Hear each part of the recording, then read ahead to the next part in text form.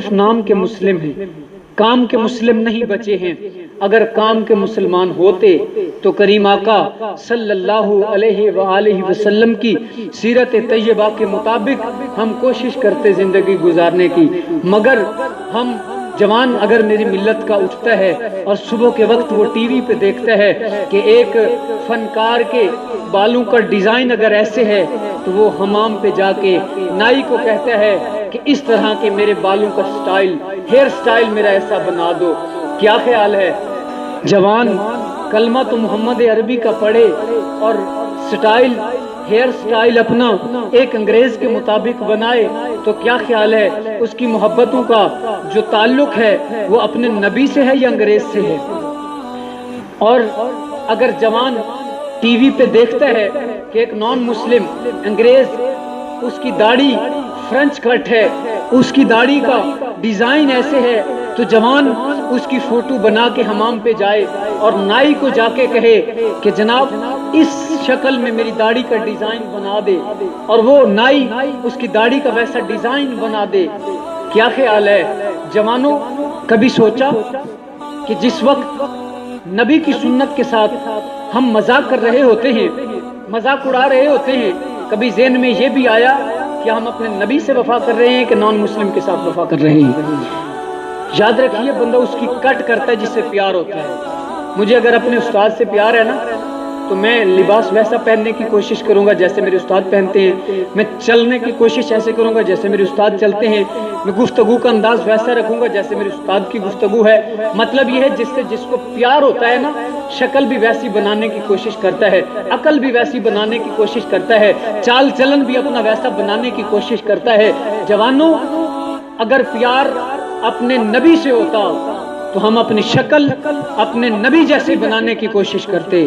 آج اگر شکل اپنے نبی جیسی بنانے کی کوشش نہیں کرتے تو اس کا مطلب یہ ہے کہ ہم زبان سے یہ دعویٰ کر رہے ہیں کہ ہم عاشق رسول ہیں، دل ہمارا مطمئن نہیں ہے عشق مصطفیٰ پہ۔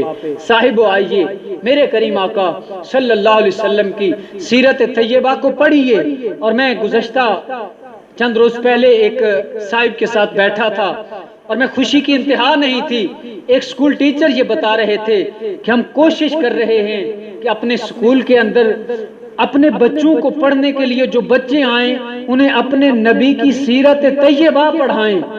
زندگی میں میری بہت بڑی خوشی اس وقت تھی کہ ایک سکول ٹیچر بھی یہ خواہش رکھتا ہے کہ ہم سکول کے طلباء کو سیرت طیبہ پڑھائیں تاکہ وہ بچے سیرت طیبہ پڑھ کے اپنی زندگی اپنے نبی کے مطابق گزارے۔ اگر ہر سکول کا محتمم اور ہر مدرسے کا محتمم اور پرنسپل، ہر یونیورسٹی اور کالج کا چانسلر اگر یہ کوشش کرے اور ہمارے حکمران یہ کوشش کریں کہ امت مسلمہ کے جوانوں کو سیرت طیبہ پڑھائیں تو رب کعبہ کی عزت کی قسم وہ وقت دور نہیں ہے جب پوری دنیا کے اوپر محمد عربی کے عشق اور پیار کرنے والے لوگ ہوں گے اور علم اسلام پوری دنیا کے اوپر بلند ہوگا۔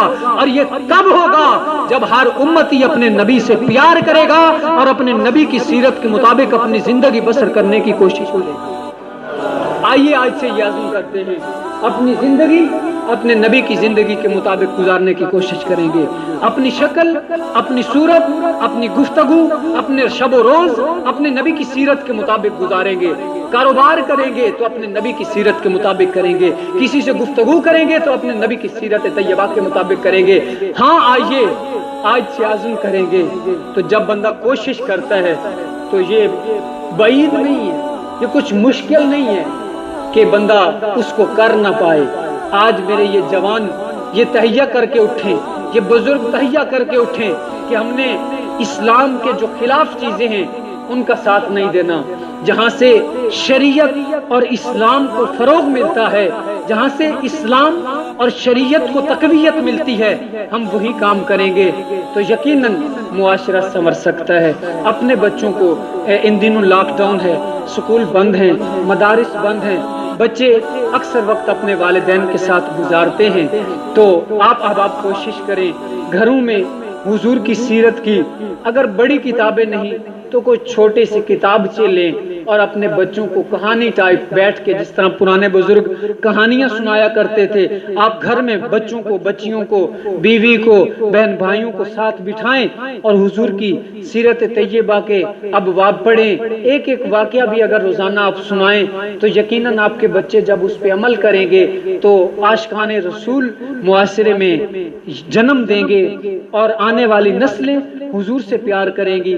سیرت طیبہ کا فروغ ہوگا اور ہر جوان ایکٹر نہیں دکھائی دے گا، حضور کا غلام دکھائی دے گا، تو معاشرہ پرامن باوقار